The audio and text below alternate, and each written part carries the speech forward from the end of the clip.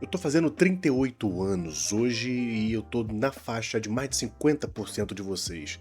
E tem uma coisa muito engraçada nisso, porque quando eu olho pra uma parte enorme das coisas que ocupam a minha vida hoje, muitas delas são praticamente as mesmas que ocupavam quando eu era criança. Eu continuo falando de Cavaleiro do Zodíaco, continuo falando de Digimon, Yu Yu Hakusho, super-herói, videogame, de anime. A diferença é que agora eu tenho quase barba, boleto, uma filha e transformei parte disso em trabalho. Por muito tempo eu achei que a explicação era bem simples. Eu ainda gosto das mesmas coisas que gostava quando eu era criança. Só não gosto mais pelos mesmos motivos. Só que pensando melhor, eu não sei se isso é completamente verdade, porque alguns motivos mudaram muito e outros continuam exatamente iguais. E talvez a parte mais estranha de crescer seja perceber que você não necessariamente deixa de ser aquela criança. Você só começa a enxergar outras coisas junto com ela. Mas eu só vou falar sobre isso direito depois da vinheta, vamos lá.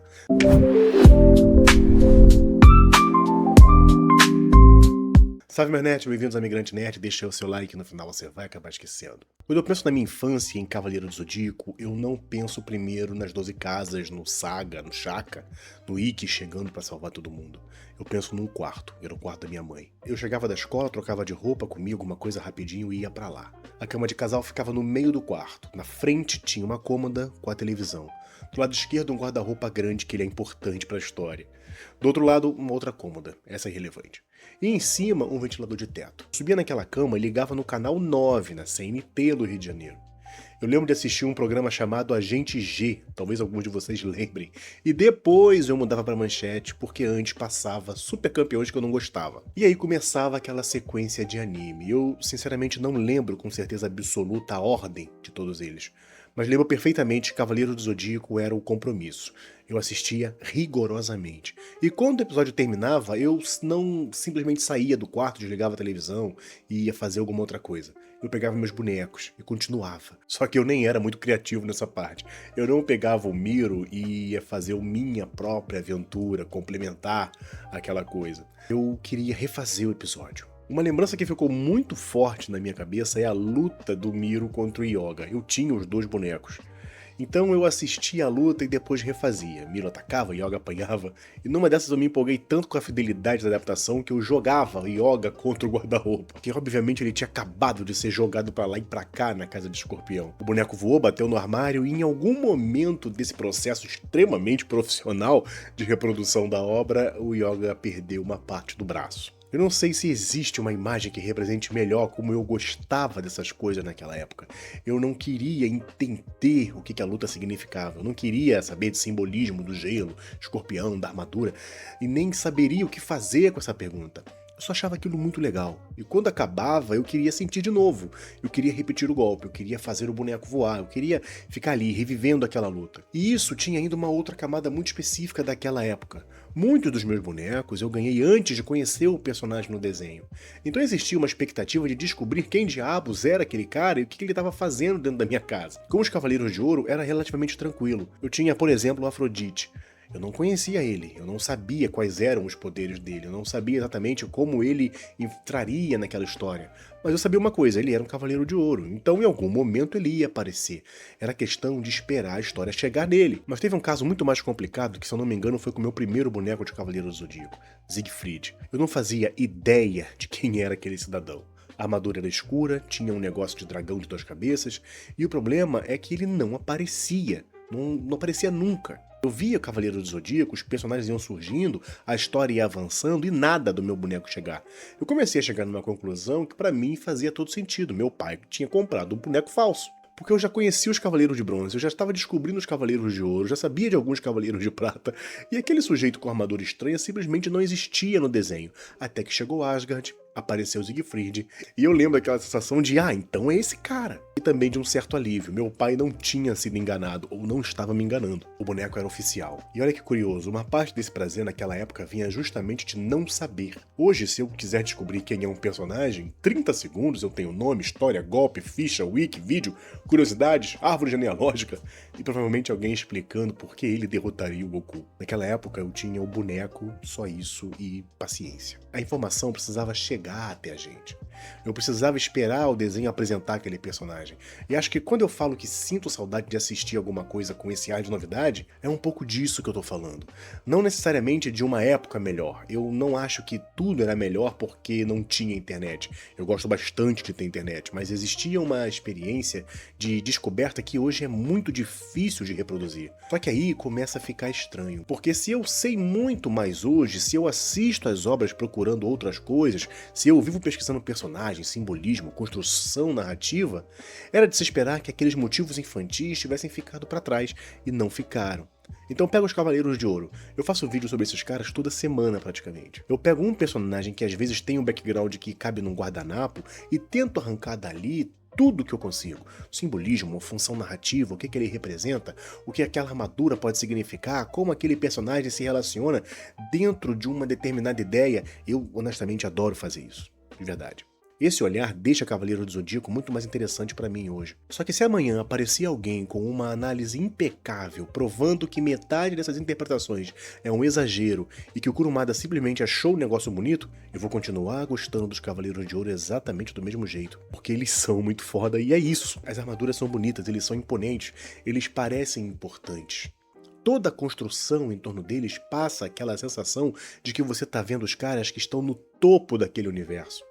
E eu ainda gosto disso. Eu posso passar 20 minutos falando de Shaka e tentando extrair uma leitura sobre iluminação, ego, poder, a distância das pessoas. Mas também existe uma parte extremamente sofisticada no meu cérebro dizendo: olha a armadura dourada desse cara, que foda. E eu acho ótimo que seja assim, porque talvez crescer não precise significar substituir um motivo simples por um motivo complexo. Às vezes um motivo simples fica.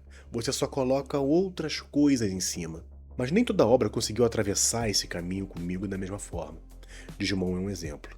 Quando eu era criança, eu obviamente não enxergava Digimon como eu enxergo hoje. Minha leitura era muito mais simples. Para mim, parecia quase como uma evolução de Pokémon. E eu não tô falando de qualidade antes que comece a fazer algum tipo de guerra completamente desnecessária aqui. Eu tô falando da minha cabeça de criança. Tinha aqueles bichinhos, só que eles falavam. Conversavam com as crianças, tinham personalidade. A relação entre eles era muito mais direta. E eu lembro até de estranhar que ninguém capturava os Digimons, porque Pokémon tinha estabelecido na minha cabeça que aparentemente era isso que você fazia quando encontrava uma criatura fantástica. Você jogava alguma coisa nela e colocava ela no bolso. A profundidade dos personagens, das famílias, dos conflitos pessoais, não era isso que fazia eu gostar de Digimon. Era a aventura, gostava das evoluções, gostava dos monstros, gostava da interação entre eles. E durante muito tempo eu guardei Digimon nesse lugar da memória, até tentar mostrar isso pra minha filha. Ela deveria ter uns 3 ou 4 anos, eu estava aqui em Foz do Iguaçu. E a intenção era aquela coisa que provavelmente todo pai faz em algum momento. Eu vou mostrar pra ela coisas que foram importantes pra mim.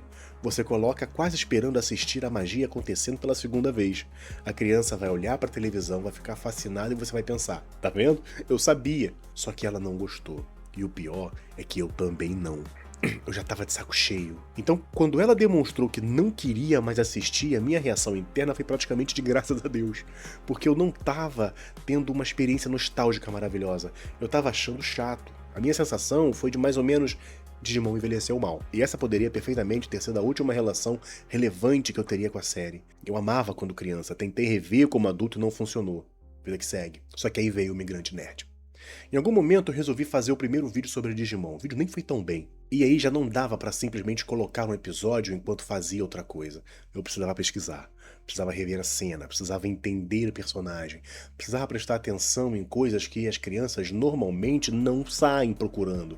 E aí eu comecei a encontrar um outro Digimon. Não é que a série magicamente deixou de ter os problemas que tinham me incomodado. Eu ainda acho boa parte daquela primeira estrutura de Digimon Adventure bastante cansativa. Tem coisa que hoje eu olho e penso: tá, vamos lá, eu sei que isso vai chegar a algum lugar, mas podia ser um pouco mais rápido, um pouco melhor desenvolvido. Só que agora eu sei aonde aquilo tá tentando chegar. Eu consigo enxergar o que tá sendo construído, consigo enxergar as relações familiares, as inseguranças, os conflitos entre as crianças. Coisas que na época eu só via como um personagem sendo legal ou um personagem sendo chato. E Matt, por exemplo, é um ótimo exemplo. Quando criança, o Matt me irritava, e eu nunca fui muito o cara que automaticamente gosta dos bad boys. Tem algumas exceções, Vegeta, Riei são as que eu consigo lembrar assim de pronto. Mas não é porque o personagem é um sujeito fechado, meio rebelde, com um cara que não precisa de ninguém, que eu vou achar esse cara incrível. E o Matt me irritava um pouco por isso.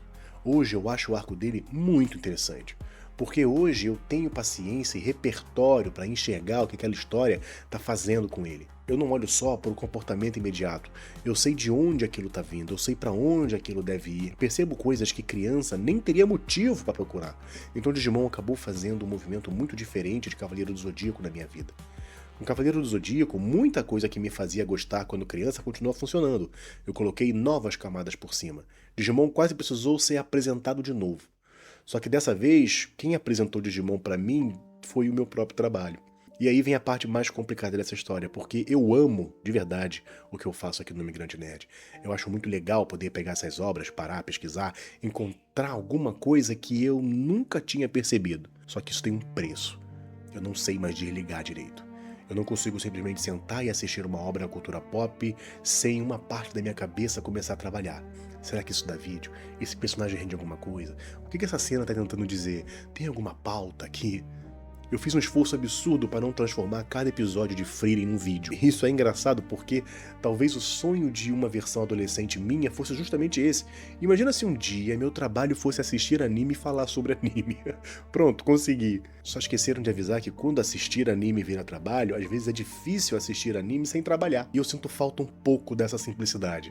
Não da ignorância no sentido de eu queria entender menos, não é isso. Eu sinto falta de conseguir me sentar, apertar o play e deixar a obra vir até mim. Sem tentar antecipar o que eu vou fazer com aquilo, sem olhar para uma cena imediatamente e procurar alguma outra função para ela. Quando criança, eu assistia Yoga tomar um golpe de milho e pensava, vou jogar Yoga no armário. Hoje eu certamente assistiria isso e pensaria, tem um vídeo aqui sobre a relação entre resistência, orgulho e sacrifício de Yoga? Tem. Fiz pelo menos 2 vídeos sobre isso. É uma doença ocupacional muito específica, só que eu também não consigo olhar para isso como uma coisa ruim, porque o mesmo olhar que roubou de mim um pouco da capacidade de simplesmente assistir, foi o olhar que me devolveu o Digimon. Se eu não tivesse o canal, talvez Digimon tivesse terminado para mim naquele dia com a minha filha. Ela não gostou, eu não gostei, acabou. Foi justamente o modo trabalho, essa mania de investigar, prestar atenção, desmontar personagem, que fez eu reencontrar uma coisa que tinha deixado de funcionar. E talvez seja por isso que eu não consiga comprar completamente aquela fantasia de eu queria voltar para assistir tudo com os olhos de criança. Eu sinto saudade, claro que eu sinto. Eu queria experimentar de novo a sensação de não saber quem era o Siegfried, não saber o que ia acontecer, de uma história realmente conseguir me surpreender sem que eu já tenha conhecido a estrutura, a construção, pego pistas, visto referências. Mas se alguém chegasse pra mim hoje e me dissesse, eu posso apagar Cavaleiro do Zodíaco da sua memória? Você vai assistir de novo como se fosse a primeira vez?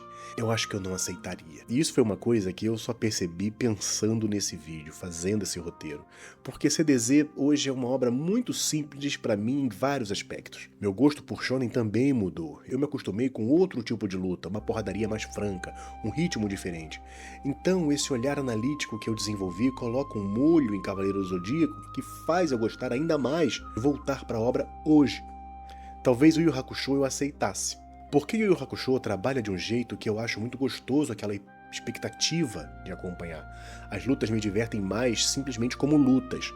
A trajetória até chegar no Toguro, a construção daquele confronto, isso é uma coisa que eu gostaria de experimentar sem saber no que vai dar. Os Cavaleiros, eu acho que eu prefiro carregar comigo tudo que aconteceu entre aquele menino e o cara que tá aqui falando agora. E talvez seja esse o ponto que a frase começa a falhar. Eu ainda gosto das mesmas coisas, só que não gosto pelos mesmos motivos. Não. Algumas eu realmente passei a amar por motivos completamente diferentes. Outras eu aprendi de certa forma a enxergar melhor. Outras ganharam novas camadas. Mas algumas coisas continuam funcionando exatamente pelo mesmo motivo que funcionavam quando eu tinha um yoga de brinquedo com os 2 braços. Eu ainda acho a armadura de ouro foda. Eu ainda acho transformação legal. Eu ainda fico empolgado quando um personagem muito poderoso finalmente aparece. Ainda gosto de uma boa porradaria. E eu não acho que exista qualquer contradição nisso. Talvez a gente tenha a ideia meio estranha de que amadurecer significa deixar determinadas coisas para trás. Como se a prova de que você mudou fosse olhar para quem você era e não se reconhecer mais ali. Eu nunca tive medo desse problema. Desde cedo eu aprendi a gostar das minhas coisas sozinho. Eu nunca precisei muito que alguém dissesse que eu tinha idade para gostar ou que aquilo era adequado para um adulto. Então chegar a 38 anos falando sobre anime não me causa nenhum conflito. O que me chama atenção é uma outra coisa. É olhar para essas mesmas histórias e perceber tudo que aconteceu comigo enquanto elas continuavam ali, Cavaleiro do Zodíaco continua sendo Cavaleiro do Zodíaco, Digimon continua sendo Digimon, Yu Yu Hakusho continua sendo Yu Yu Hakusho. Quem ficou quase 40 anos acumulando outras experiências fui eu. E é por isso que essas obras parecem diferentes. Não porque elas mudaram, mas porque agora existe outra pessoa olhando. Só que essa outra pessoa não matou o menino que estava no quarto da mãe. Ele ainda está aqui. De vez em quando ele aparece de um jeito muito sofisticado, normalmente quando surge uma armadura muito bonita. E talvez o mais engraçado seja perceber que eu continuo fazendo uma coisa muito parecida com o que eu fazia naquela época. O episódio terminava, eu pegava meus bonecos e não queria deixar aquilo acabar. Hoje eu termino uma obra e continuo pensando nela. Pesquiso, escrevo, gravo, converso aqui com vocês. Não é a mesma coisa. Eu não quero transformar isso numa metáfora perfeita porque não é. Mas existe alguma continuidade aí que eu acho bacana. As histórias continuam na minha cabeça depois que elas acabam.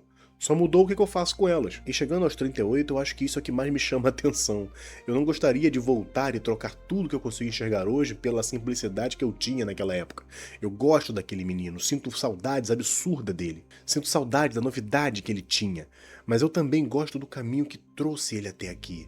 Talvez eu ainda goste das mesmas coisas, talvez eu goste por motivos diferentes, e talvez, em alguns casos, eu continue gostando exatamente pelo mesmo motivo idiota e maravilhoso de sempre. E eu acho que eu tô perfeitamente bem com isso. Então, isso é mais nerd, espero que vocês tenham gostado, deixe seu like, seu comentário, se inscreva no canal, se ajudar o canal, o que quer ajudar, Amazon, faz qualquer compra lá, ajuda o canal pra caramba, você não faz ideia sem gastar mais por isso. Ei, parabéns, hoje vai ter uma festa. Cara, eu quis fazer um vídeo diferente, quis fazer um vídeo meio que pra falar de mim, mas sem aquela coisa, né, bonecos que mudaram a minha vida. Pô, sei lá, acho que eu não tenho essa importância toda pra falar especificamente, então quis trazer, dentro dessa leveza desse vídeo, é um vídeo que eu não preciso fazer pesquisa absolutamente nenhuma, eu posso trazer um tema também, beleza? Então é um vídeo meio comemorativo, meio falando de mim, meio com um tema sendo tratado, que é o que eu tenho feito bastante aqui no canal, se não 100%, 98% dos vídeos, beleza? Então é isso, espero você no próximo vídeo, forte abraço. E muito obrigado aos membros do canal que permitem que este trabalho continue acontecendo.